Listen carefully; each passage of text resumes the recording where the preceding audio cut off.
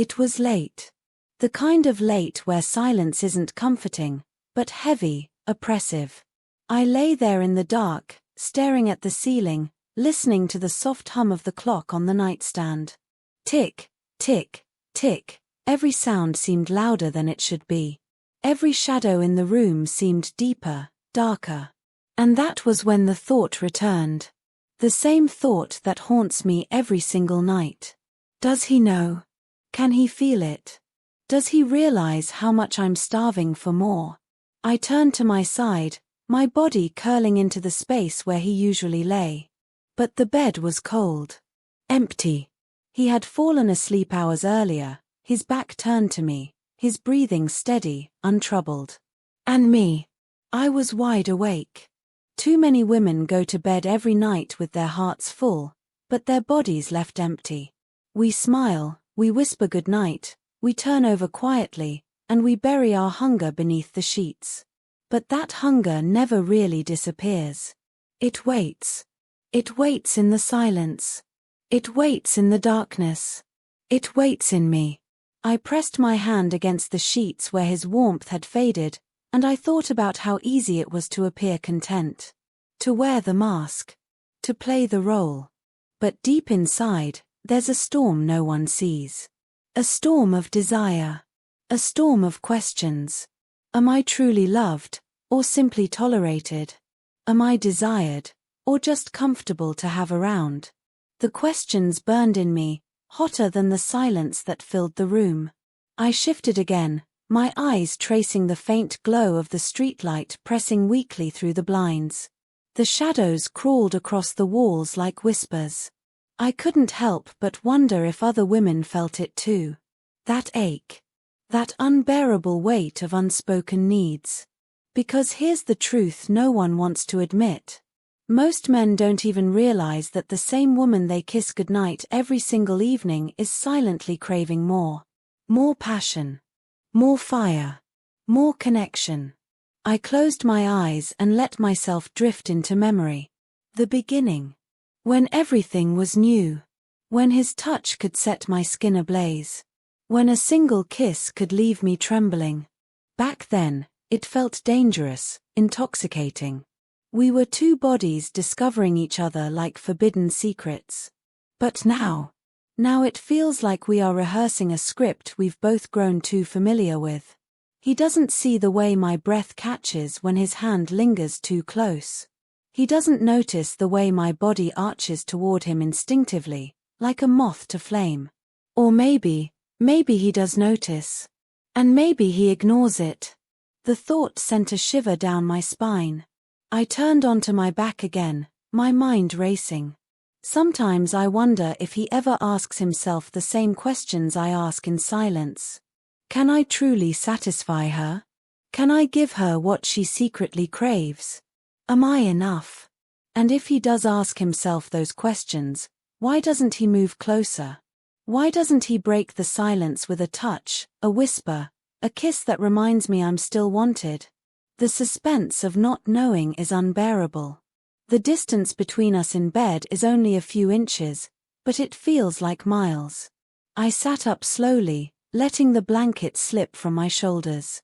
The night air kissed my skin, and I wrapped my arms around myself, suddenly aware of how alone I felt even with him lying right there. The house was silent, but not peaceful. It was the kind of silence that amplifies everything inside your head. My heart beat against my ribs, faster now, not from fear, but from longing. I padded across the room, barefoot, the wooden floor cold against my feet. I stood by the window, peering out at the street below. Empty. Deserted. A single streetlight flickered, like it too was restless tonight. And for a moment, I asked myself a dangerous question. What if passion exists somewhere else? Somewhere beyond these walls? The thought terrified me. But it also thrilled me. I pressed my forehead against the cool glass of the window and whispered words only the night could hear. I don't want to be invisible. Because that's what it feels like sometimes. Invisible. Ignored. Unseen by the man I love, even as I stand right in front of him. But then, sometimes, there are moments. Small, fleeting moments when he looks at me the way he used to.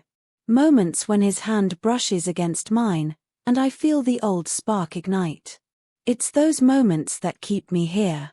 Those moments that make me believe the fire isn't gone, it's just buried. Buried under routine. Buried under exhaustion. Buried under silence. I return to the bed and lay back down beside him, watching the way his chest rose and fell. So steady. So peaceful. I wondered if he was dreaming of me, or of something else entirely. And slowly, carefully, I reached out. My fingers hovered just above his shoulder, trembling, hesitant. The distance was nothing, barely a breath away, yet it felt like crossing a line I wasn't sure I was allowed to cross. Finally, I let my fingertips graze his skin. Just lightly. And in that small touch, I poured everything I couldn't say aloud. All the longing. All the hunger. All the love.